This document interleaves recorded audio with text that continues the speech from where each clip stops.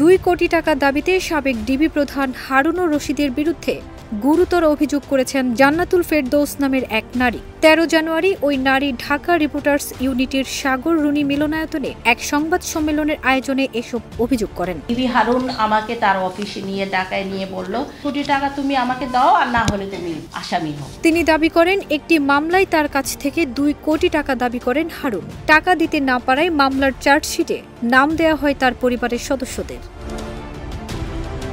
নিজের পরিচয় জান্নাতুল ফেরদৌস জানান, তার স্বামী মৃত হাসান আহমেদ। তিনি ছিলেন পপুলার লাইফ ইন্স্যুরেন্সের প্রতিষ্ঠাতা চেয়ারম্যান। পরে তিনিও প্রতিষ্ঠানটির চেয়ারম্যান ছিলেন। স্বামী হাসান আহমেদের মৃত্যুর ঘটনায় পরিবারের 8 জনের বিরুদ্ধে হত্যা মামলা হলে এ মামলা পল্টন থানা পুলিশ তদন্ত করে চূড়ান্ত প্রতিবেদন দেয়। পরে এই তদন্ত প্রতিবেদনের বিরুদ্ধে নারাজি দিলে আদালত তা ফের তদন্ত দেয় ডিবিকে।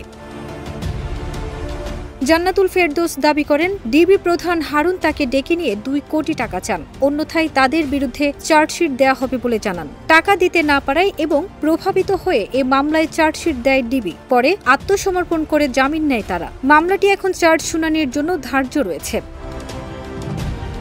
তিনি আরও বলেন, আমরা ডিসচার্জ আবেদন করছি, এর উপর শুনানি হবে। আমরা ন্যায় বিচার পাবো বলে আশা করছি। ফারজানা নিকিতা, দেশ রূপান্তর।